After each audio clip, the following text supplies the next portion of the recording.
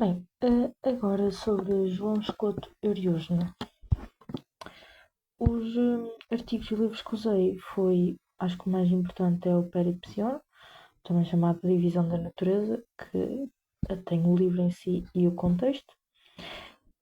Depois a Enciclopédia da Filosofia Medieval do Henrik Lagerlöf, a Enciclopédia de Cambridge do Armstrong, e o livro O Escoto Eriúsna, O Pensamento da Unidade entre Deus, Homem e Cosmos, do Mainoldi. O contexto para o Peripecion não é preciso muito saber. Basicamente, o Eriúsna vai ser a figura central do século IX e vai ser inserido na chamada Renascença Carolíngia, porque antes a Idade Média seguia muito aquela questão da autoridade que nós falamos na contextualização, e agora vai haver realmente uma mudança enorme e mais debates, etc. Então ele vai escrever esta tradução sobre o patrocínio de Carlos, o rei Carlos o Calvo, onde assume funções na escola palatina. Então a sua obra principal é o Peripecion, ou a Divisão da Natureza, que vai surgir no contexto de debates teológicos, nomeadamente sobre a predestinação, mas rapidamente ultrapassa esse problema inicial para se tornar uma construção sistemática sobre a totalidade do real. O objetivo então não é apenas teológico, mas profundamente filosófico, compreender a estrutura da realidade enquanto totalidade inteligível, ou seja, descrever a totalidade das coisas dentro de uma visão unitária. Ele também vai fazer traduções sobre sobre livros de Pseudo-Dionísio, e isso também vai influenciá-lo bastante, não é? Basicamente, o João Escoto vai fazer vai aumentar ainda os tópicos do Pseudo-Dionísio. Não é que ele concorde com tudo, mas ele vai aumentar, vai continuar a densidade, etc.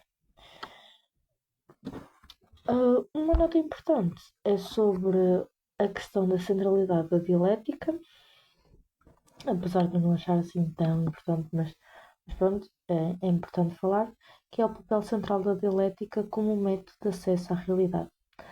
Ora, antes de qualquer discurso sobre Deus ou sobre o princípio, é necessário delimitar as condições da linguagem, e aqui antes sobre a teologia negativa, afirmativa, etc. Há um grande foco, então, nas artes liberais, que eram muito importantes para a época, que são inatas ao homem e direcionam para Deus, e descrevem a multiplicidade do mundo criado e a unidade do Criador. A dialética é a que as organiza e compreende. Há até uma diferença entre verdade lógica, que é alcançável aos homens, e verdade suprema, que é apenas alcançada pela revelação divina ao homem. E uma frase, pronto, que ele algumas vezes diz, que é: a verdadeira filosofia é a verdadeira religião, em que aqui denota a primazia da razão, não do misticismo, como em Dionísio. Então, basicamente, o que isto significa é que Pseudo-Dionísio vai se focar muito, e já vamos falar isso a seguir. Pseudo-Dionísio, como nós falamos, ele focou-se muito na teologia negativa e não conseguimos falar em Deus, etc. E só conseguimos falar de Deus, só conseguimos encontrar a Deus pelo misticismo, por transcender, mas o Escoto vai dizer-nos que Deus tenta chegar até nós, com as relações da Bíblia, com Jesus, etc, etc. E por isso nós, pelo raciocínio, conseguimos chegar a Deus. Um ponto também muito importante é que as quatro naturezas e as cinco modalidades do nosso ser que iremos falar a seguir, elas referem-se à forma como o homem, pela sua razão e linguagem, podem compreender e se aproximar de Deus, e não necessariamente uma estrutura real. Então, basicamente, o João Escoto ele vai apresentar-nos hierarquias, vai-nos apresentar as quatro naturezas, as cinco modalidades do nosso ser.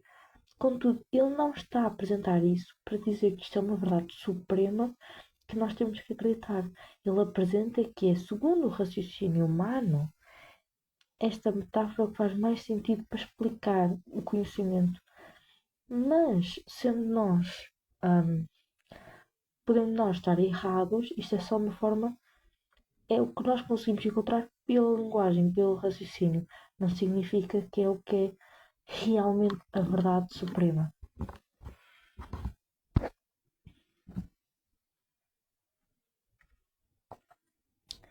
Iniciamos então as ideias da natureza, que em grego é physis e em latim vai ser natura. A natureza para João Escoto não vai designar apenas o mundo físico, mas é a totalidade de tudo o que é e de tudo o que não é. Então é a totalidade do real enquanto divisível e inteligível. A natureza então é tudo, não é apenas o mundo físico, é tudo o que é e o que não é. Tudo que podemos imaginar é a natureza. Há uma diferença entre essência, substância e acidentes que é um bocado importante para saber. Depois também vai-se falar em Avicena. Basicamente é o seguinte, e isto aqui são muitas ideias de Aristóteles, não é? A essência representa o que a coisa é em Deus. Que é, por exemplo, quase a questão como as ideias de Platão, o nome das ideias, não é? Que Platão criou. Mas aqui há uma intenção divina. As substâncias é a coisa enquanto indivíduo e os acidentes é como a coisa aparece. Ou seja, uma essência pode ser, por exemplo, um nome, um contexto geral, por exemplo, humanidade. A substância é uma coisa enquanto indivíduo, que é alguém específico, Sócrates, Maria, João, etc. E o acidente é algo que não importa, é algo que aparece, pronto, alto, baixo, branco, velho, novo. São acidentes, isso não importa. Então, a essência é exterior à substância na qual se encontra.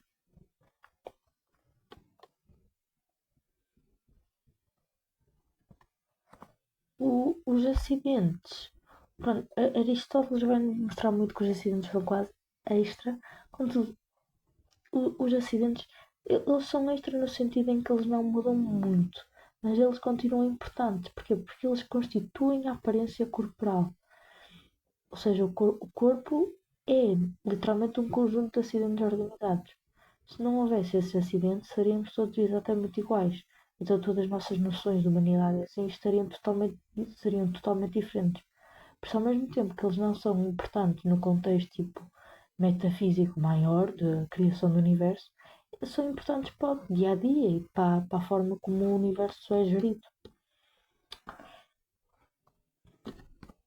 A matéria é hum,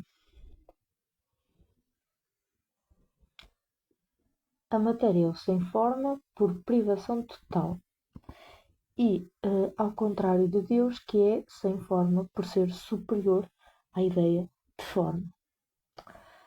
A matéria não cria nada, apenas recebe formas. Ela também é a multiplicidade máxima das coisas mutáveis. A sua forma é incorpórea, ao se juntar à matéria, origina um corpo que recebe depois os acidentes.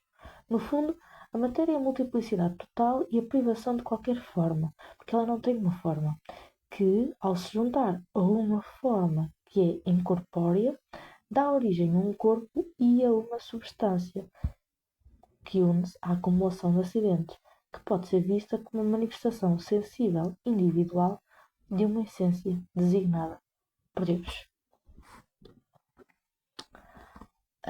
A hierarquia, então, que o João Escoto vai nos dar, que relembro, pronto, a hierarquia em si não é uma hierarquia real. A hierarquia que o João Escoto dá-nos é simplesmente uma forma de olharmos para o mundo. O pessoal de Diniz é uma hierarquia real, acreditava realmente que os anjos têm um nível, isto tem um nível. O João Escoto só nos dá uma hierarquia com metáforas.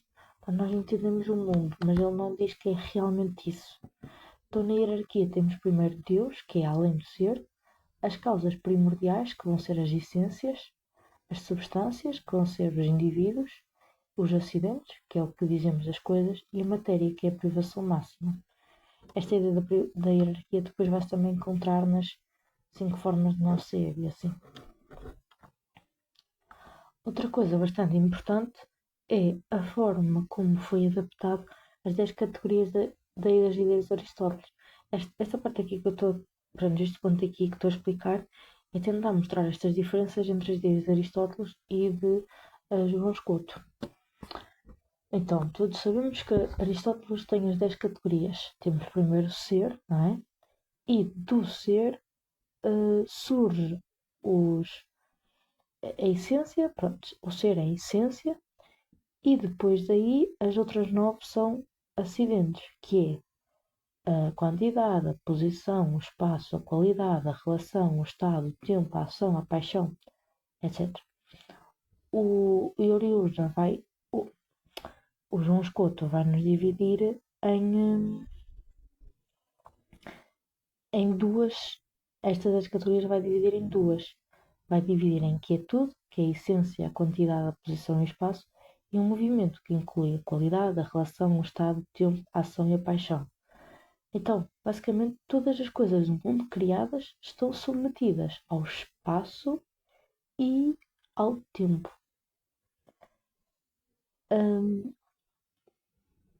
Só que, para Aristóteles, a essência então iria-se diferir das outras, etc. O Euripides não faz essas diferenças, tipo, ele não diz que a essência é fora das categorias, até porque, pronto, a essência faz parte aqui, é tudo para ele. Então, para Euripides não há 10 categorias, há aqui é tudo e o movimento, ok? E ele diz que Deus não se enquadra em nenhuma destas. Porquê? Porque Deus não faz parte da ousia, né? Deus é a hiperousia. E aqui que surge as ideias do hiper ser, hiper bom, etc. Porque Deus, acima de tudo, é incognoscível. Nós não conhecemos, não conseguimos conhecer. As categorias, então, vão-se aplicar apenas ao mundo criado, com acidentes mutáveis. A quantidade, a qualidade, o estado, isto tudo só pertence ao mundo físico, ao mundo terreno. O lugar e o tempo não existem propriamente em si como substâncias ou essências. São antes modalidades que definem e delimitam o mundo sensível e surgem com o pecado. Pois aí é a ideia de no paraíso, etc., que, com a Eva a pecar, aí começa a criar-se um mundo e a delimitar um mundo sensível.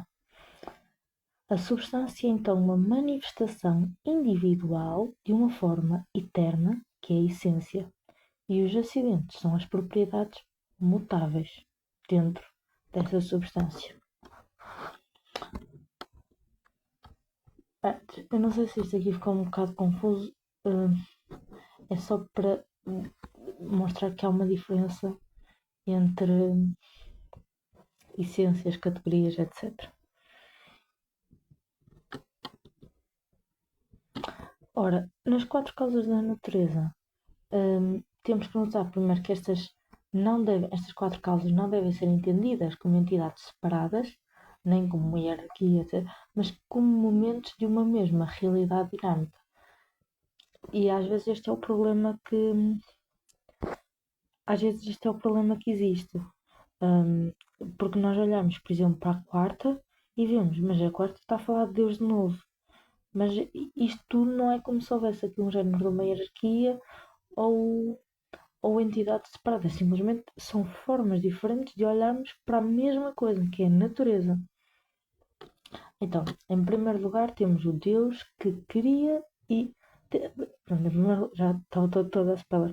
Em primeiro lugar, temos o que cria e não é criado, que será Deus. Então, isto corresponde a Deus enquanto um princípio absoluto. Ele vai ser a causa de tudo o que é e a causa de tudo o que não é. Ele permanece nele próprio, incriado e é absolutamente transcendente a tudo. Deus é eterno, imutável e incognoscível. Em segundo lugar, temos o que cria e é criado. E aqui serão as causas primordiais. Então isto refere-se às causas primordiais ou até às ideias divinas, que nós não falamos nas aulas, não importa. São criadas por Deus, mas participam da sua atividade criadora enquanto princípio do real. Elas são um meio através do qual Deus fez avançar os efeitos e potencialidades das coisas que Ele predeterminou nas causas. Em terceiro lugar, temos o que é criado e não cria, e aqui será a natureza sensível, que diz respeito ao mundo sensível, às coisas que existem no espaço e no tempo e que se manifestam na experiência. São então os efeitos das causas primordiais e tornam-se conhecidos na geração através do tempo e do espaço. É aqui que surge então aquela ideia que falamos antes, do tempo e do espaço e da quantidade, qualidade, etc. Das 9 categorias de Aristóteles. O homem só tem o conhecimento fenoménico, porque somos imperfeitos. O que é o conhecimento fenoménico? É o conhecimento pelos sentidos. Em quarto lugar, e este quarto é o que cria mais confusão, é o que não cria nem é criado. E então este será Deus enquanto retorno. Ora, nós já falamos de Deus em primeiro lugar, não é? Que é o que cria e não é criado. Então, como é que nós podemos dizer que primeiro Deus cria, mas ao mesmo tempo Deus não cria? Porque, ora bem, toda a criatura corpórea, tudo o que é criado e animado pelo movimento vital, regressa sempre ao início do seu movimento. O final de cada movimento encontra-se no seu início. Então, basicamente, é aquela questão de Aristóteles assim vai-nos dizer que o motor imóvel não move nada porque ele é causa de desejo. Então as coisas é que vão ir voltar para ele. Aqui não será bem assim, porque o motor imóvel não é como Aristóteles, como já falamos no vídeo do início. Contudo, há aqui esta ideia de retorno novamente, que é nós, humanos, vermos Deus como temos a vontade de voltar para Deus, de voltar a conhecer Deus. Isto aqui é também uma reinterpretação drástica do paraíso, de Gênesis, não é? Em que ele diz que, pronto, toda a gente sabe que em Gênesis mostra que os seres humanos são feitos à imagem e semelhança de Deus, mas esta imagem vai ser, não é bem cortada, né? Mas não vai ter tanta perfeição após o pecado inicial. Então, Deus não vai pegar nisto para mostrar que nós temos que voltar a Deus. Há então uma estrutura de oposição aqui. O primeiro opõe-se à terceira e a segunda opõe-se à quarta, porém a quarta é colocada dentro das coisas impossíveis. Ou seja, estas quatro opõem-se entre elas de maneira binária. E as quatro divisões desdobram-se a partir do divino e retornam a ele. É aqui esta questão da processão e da conversão também em Eriúsna.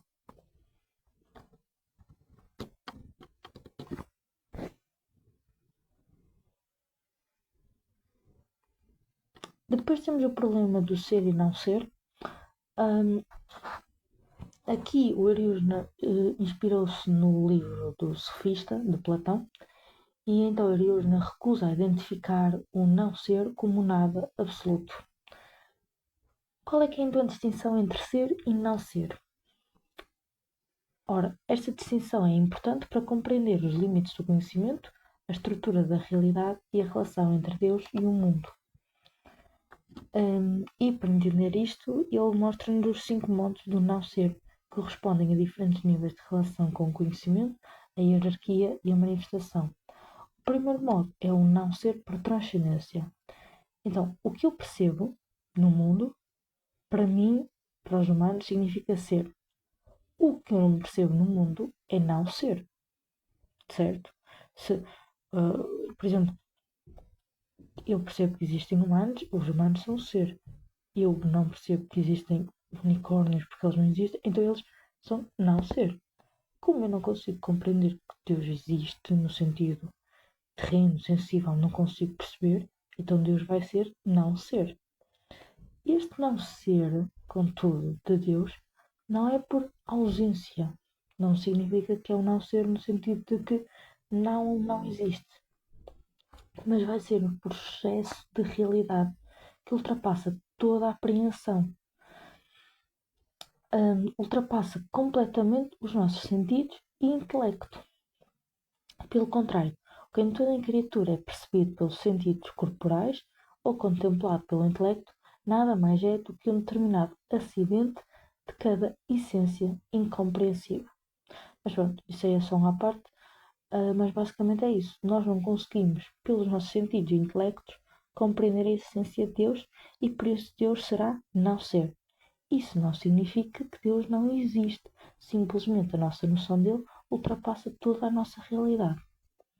O segundo modo de falar sobre o não ser é por diferença hierárquica, e aqui nós não falamos assim tanto, que basicamente considera a gradação do ser e diz-nos que se algo é predicado no superior, ele será então negado no inferior.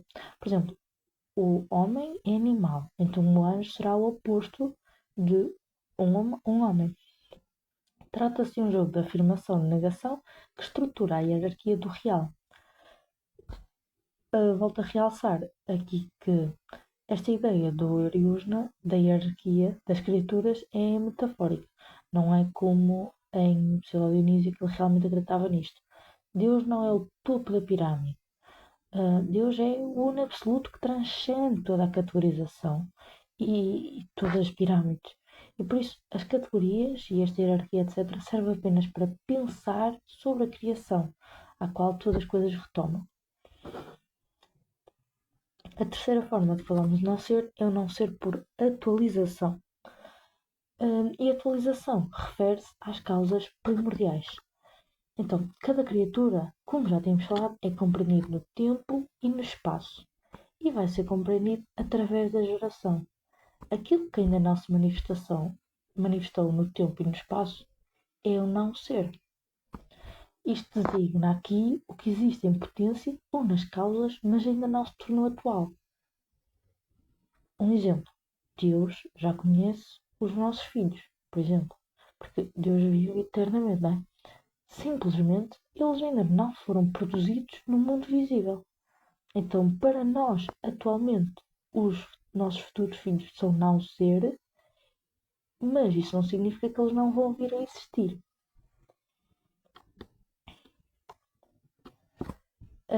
Então, isto aqui, ó, agora uma nota para explicar esta questão da eternidade, etc. Então, na eternidade não há uma anterioridade cronológica, como nós vemos aqui. Há apenas uma ordem lógica. Isto permite compreender como é que Deus pode ser princípio sem estar inserido no tempo. Então, a isto até se chama duplo intelecto, que é qualquer criatura pode ser entendida na sua eternidade. O conhecimento que o Criador tem dela, né? Deus conhece-nos a todos nós. E também pode ser compreendida na sua existência, que é uma criação no tempo e numa individuação ontológica. Então, a criação no verbo é a criação na sapiência. A criação e o criado não são realidades completamente contrapostas. É basicamente isto. Deus está na eternidade e, imagina, não é por se Deus conhece o João e o pai do João, há uma ordem lógica.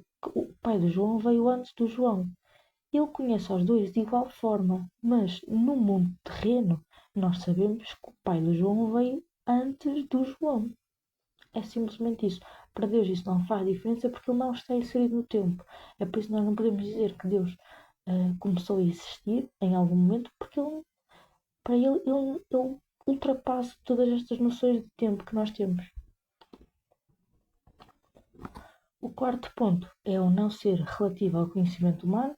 Ora, o que não é aprendido nem pelos sentidos nem pelo intelecto humano, e as coisas existem durante o tempo da sua existência. Este não ser depende da limitação do sujeito cognoscente. É basicamente o que falamos antes. Deus sabe tudo, nós não. E por isso é não ser porque nós ainda não conseguimos entender isso. Nós ainda não sabemos que o filho de João irá existir. E o quinto lugar é o não ser moral, ou também o não ser por pecado.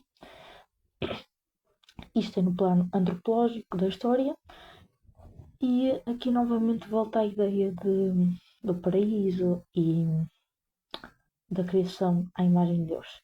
Ora, a graça de Deus torna o homem ser, pois a razão observa unicamente na natureza humana e o homem é feito à semelhança de Deus. Então, desde o pecado original, houve um não ser dentro de nós. Porque nós éramos ser completos, porque éramos feitos, estávamos totalmente à semelhança de Deus, totalmente à imagem da semelhança de Deus, com os traços dele, que ele emanou em nós, mas quando pecamos, nós afastamos-nos. E por isso nós temos de não ser sempre dentro de nós. A graça, então, pelo contrário, vai reconduzir o homem ao ser de novo, ao ser total de novo. Novamente temos estas ideias de retorno, etc. Já que a natureza humana foi restaurada pela graça do Filho de Deus, porque Jesus morreu por nós na cruz e por isso ele restaurou-nos novamente a graça de voltarmos a conhecer o Pai. E reconduziu-nos então ao estado original da nossa substância. É por isso que depois um escoto vai dizer então que Jesus é em si a epifania absoluta, a epifania transcendente, porque teve um papel enorme ao longo da história.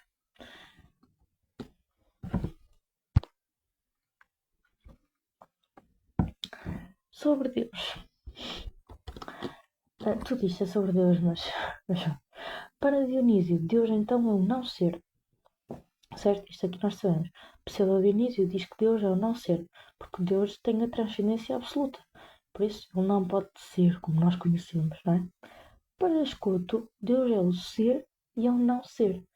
Então, a tese de Escoto parece um bocado contraditória, é uma antítese e síntese ao mesmo tempo. Então, em primeiro temos que lembrar-nos que as coisas que não são uma negação em absoluto, mas como equivalente das coisas que estão para além de ser. Então, como já falamos, Deus basicamente Deus é ser porque Deus existe, etc. Mas ele é não ser no sentido em que nós não conseguimos entender a sua existência de forma terrena, etc. Por isso Deus é os dois. E pronto, Deus está sempre para além de tudo, todas estas categorias de ser e não ser. Deus é então o quê? É a simplicidade absoluta, é incognoscível na sua essência, não conseguimos compreender a sua essência, ao contrário das ideias que Aristóteles diz, não é? E tem uma condição sine qua non, isto aqui não importa, mas não importa o nome, o nome é em latim, que significa sem a qual não pode ser, ou seja, a simplicidade da realidade que está além da nossa capacidade de compreensão, a saber, Deus ou a essência. Então, basicamente, isto aqui é, nós não conseguimos saber a essência de Deus. Não se trata de uma limitação epistemológica apenas.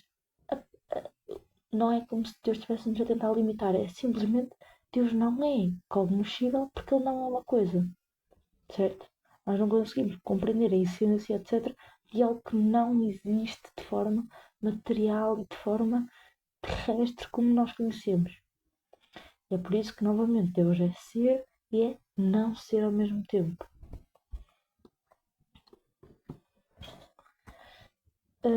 Se a forma ser existe, a forma, pronto, aqui isto é ideias platónicas, não é? Se a forma ser existe, não podemos só admitir que é uma forma, senão nada existiria. Para que existam outras formas, essas formas vão ter de ser. Ao mesmo tempo, elas serão diferentes da forma do ser em si. Isto é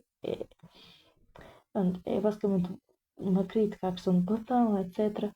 E, em resumo, é novamente, Deus está sempre para além de toda a forma, está para além de tudo o que nós conseguimos imaginar.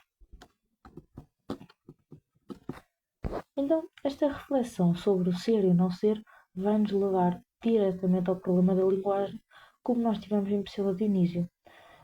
Porque Toda a linguagem humana estrutura-se a partir de uma posição fundamental: o ser, que, como já falamos, é o que é aprendido, e o não ser, que é o que escapa à apreensão. Daí resulta que só podemos afirmar aquilo que conhecemos, e o que transcende o conhecimento só pode ser abordado por negação. Assim, toda afirmação implica uma negação e toda a determinação pressupõe uma diferença. Então, vamos voltar novamente às ideias da teologia negativa e positiva. Na negativa, seguindo e aprofundando a tradição de Dionísio, Eriúsno atribui à teologia negativa um papel central. Trata-se de uma disciplina mais elevada porque reconhece os limites da linguagem e do conhecimento. Deus não pode ser dito como sensível, inteligível ou colocá-lo numa categoria, porque ele não pertence ao domínio das coisas. A sua transcendência não é apenas superior, mas é uma autoridade radical face a tudo que possa ser pensado. Deus está para além de todo atributo. A Deus nada pode se contrapor. O bem é o oposto do mal, então Deus será o super bem, porque ele é para além da concessão do bem. Por outro lado, a teologia positiva, se nós formos seguir rigorosamente os critérios da teologia negativa, o homem então não poderia ter nenhuma noção de Deus. E isso ia nos conduzir ao agnosticismo, a não conhecermos em nada a Deus.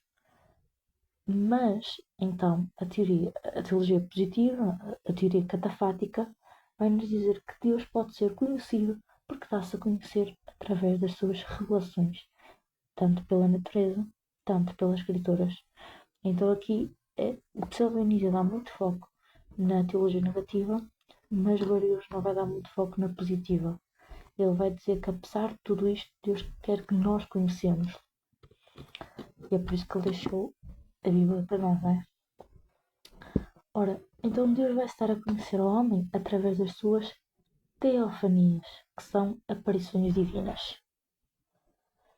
O filósofo irlandês, eu esqueci-me de dizer, mas pronto, o Arius irlandês, reduziu este esquema a duas partes principais: a divisão e a resolução, visto que nelas se refletem dois movimentos fundamentais da criação: o processo da unidade às formas do múltiplo e do regresso ao uno. Isto aqui, ideias de Plotino, não é?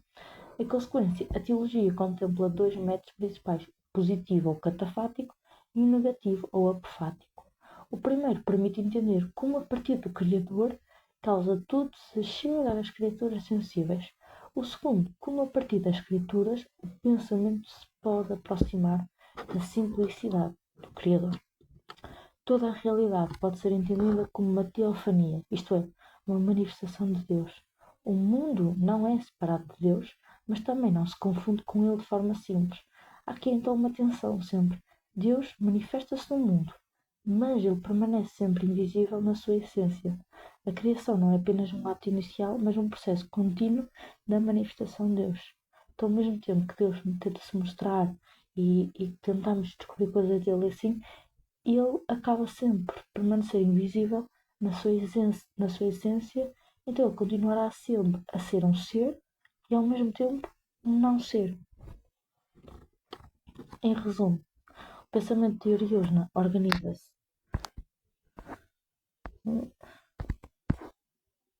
Vamos aí. O pensamento de Ariúsna organiza-se como um movimento, Deus enquanto princípio, manifestação nas causas e no mundo e o retorno ao princípio. Tudo o que existe precede de Deus, manifesta Deus e tende a regressar a Deus. Mas esse movimento não elimina a transcendência. Deus permanece sempre para além de tudo o que se manifesta. E, pronto, como resumo, né, vou mostrar as diferenças entre Aristóteles para Pseudo-Dionísio para Ariúsno. Ora, para Aristóteles, as substâncias é aquilo que existe por si. Os acidentes são as propriedades, isto é só um resumo, certo? Os acidentes são as propriedades que existem nas substâncias, e as categorias são os modos fundamentais do ser, não só da linguagem. O mundo não foi criado, ele é eterno. Deus é a substância suprema, o ato puro. O mundo é real e estável. O conhecimento é racional. Deus vai ser o motor imóvel, a coisa pela qual todas as outras tendem por atração. E há uma necessidade tudo voltar a Deus, tudo voltar a Deus.